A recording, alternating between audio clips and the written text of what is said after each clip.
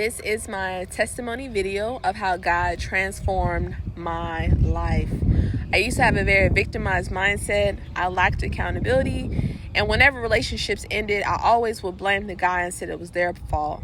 I couldn't see that I was a part of the situation until one day everything changed. Back in 2020 is, as we all know, that's when COVID started. But personally for me, that is when my journey of healing started. And how it all came about was I actually was ending a relationship with someone who I did care dearly for. And it was just really a rough time. I didn't take the ending of that relationship well at all. And I remember myself, I was crying on my kitchen floor, and I never asked God this question, which was, what is wrong with me? Anytime a relationship ended, I always came to the conclusion that it was the guy's fault, that it was something that he didn't do or should have done, and that's why the demise of the relationship happened. So I'm pretty distraught at this point, and I ended up going upstairs to my bedroom. I opened up my Bible, and I opened up to the book of Matthew, where the Lord's Prayer is. And I read a portion of the Lord's Prayer, which was to forgive us as we forgive our debtors. And I remembered I told God, I said, I thought about this one person in that moment, and I said, God, and it wasn't the ex, by the way, it was another person that I had dealt with. And I said, God, if I ever see such and such, I'll punch him dead in his face. And I was so real with that, you know? And I just remembered in that moment when I had confessed that to God, I started to just reread that scripture over and over again, to the point where I got to eventually feeling sorrowful about what I just said about what I would do to that person. And the conviction came because it's like, here I am having the audacity to be offended by what somebody had done to me, but I never thought about the things that I had done to God. And so that's when it convicted me.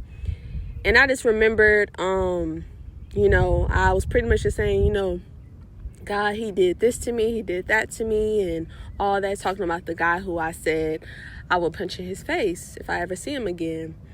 And then it was a still, quiet voice. And what your voice sounds like in your head. But this voice wasn't that voice. It was actually another voice.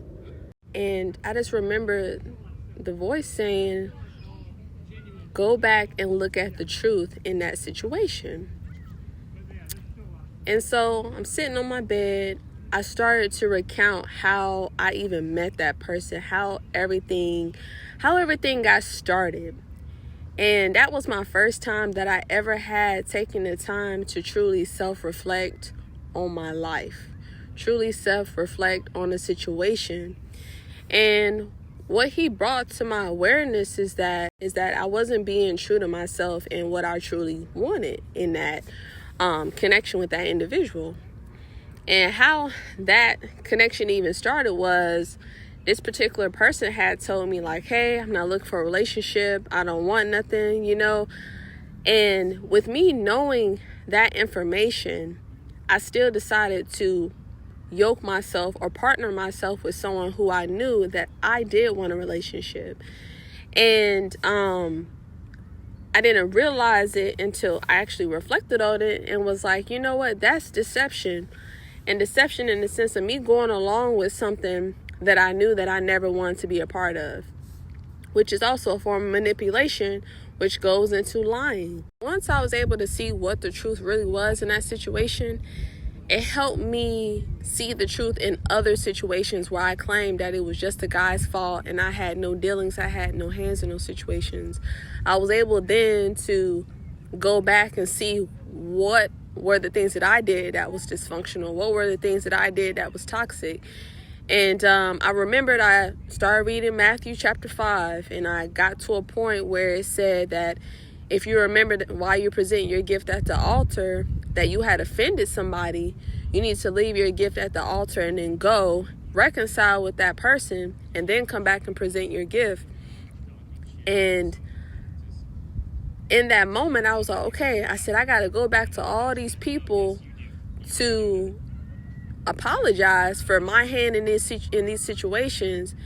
And I'm going to tell you right now, it was not an easy task to do. I never forget this one guy. I did him dirty. When I mean that he legit did not do nothing to me, this guy did nothing to me.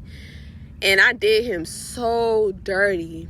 And when I'm telling you, it seemed like the scales had came off my eyes and I was able to see myself for who I truly was. And I felt, when I tell you I had such a deep agony and deep sorrow for just the type of toxicity that I had been pouring into people and not knowing that it was all along dysfunction, it gave me so much grief. And this one particular person, I went through his family members trying to just contact him, just tell him I'm sorry for what I had done to him. And I remember he pretty much just told me to kick rocks, and I didn't feel any type of way because I knew I deserved that, because I really hurt this person, you know. Even after I got that response, I just remember, you know, asking God to allow him to one day to be able to forgive me. Because, you know, one thing about going back to people and asking them for forgiveness, it doesn't mean that they're going to forgive you. You know what I'm saying? Like, forgiveness is a process, and I knew that. So I knew that over time that, you know, if it was, which I know it's always in God's will for us to forgive, but I knew that with time that he eventually would, and he did years later. But when I tell you, even after he reconnected with me, it just seemed like I just felt so bad all over again, because I didn't recognize the depth of how much harm I had caused the person. And it just made me so sad. And that's why I'm very careful now how I treat people, because going back to all those people was a very humbling process. So I'm going to all these people to, you know, to admit what I had done and apologize to them and just take accountability and responsibility of my actions in the situations.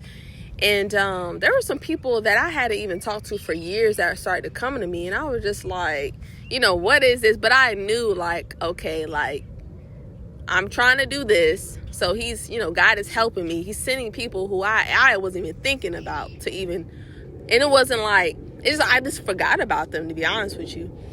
And so he's sending me all these people, and we're reconciling. And I remember it was December 2020.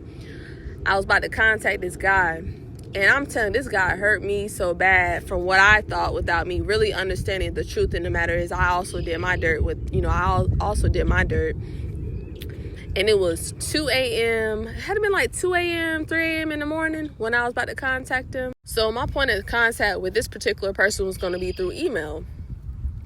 And I just remember I was hearing a thought saying, you know, if you send a message at this early in the morning, he's going to think you're weird, and just all this negative stuff, right? And then in my gut, I just get a notion to just send it, you know? So I end up sending a message. And when I tell you I had a peace that surpassed everything, I felt at peace that night. And then the person ended up responding to me, and we was able to, like, you know, completely reconcile. And about this particular person, I thought about what made me finally send that message was the fact that I thought about how for so many years this person thought that they had done me wrong, and that they had done me dirty, because the way it ended was very, very bad. And little did he know is that I was doing my dirt, but I was so busy with looking at the speck that he had in his eye, and I wasn't even paying attention to the plank that I had in mine. I couldn't realize that I'm mad at him for doing dirt, but then there I was all along doing my dirt, and he just unawarely didn't know. And what made me finally send that message was the simple fact of that I wanted to give that person peace, and with understanding, like, yes, you hurt me, but I also hurted you too. And I just wanted him to be released from that guilt, from that shame. And the way he responded, it was so beautiful. I wish I could like go back and find in my email, but I can't even find it no more. But it was such a beautiful moment between me and that particular person. What's crazy in life is that when you be so busy, like just moving in life, and you're not taking the time to slow down and really think about what you are doing in your life, why are you thinking a certain way, why you behaving a certain way, you can do so much damage. And I had realized that from the different people I had encountered in my past. And that's why nowadays I be so mindful of how I treat people, what I say, because going back to all those people, especially for a person that I thought I was never wrong, that it was never my fault, it was such a humbling moment, humbling experience overall for me. And so, some people go, oh, well, how you didn't know you was doing that? It's like you have an inkling of what you're doing, but far as on a psychological depth of what you're doing, like why you do the things that you do, why you think a certain way, it's not there in the moment.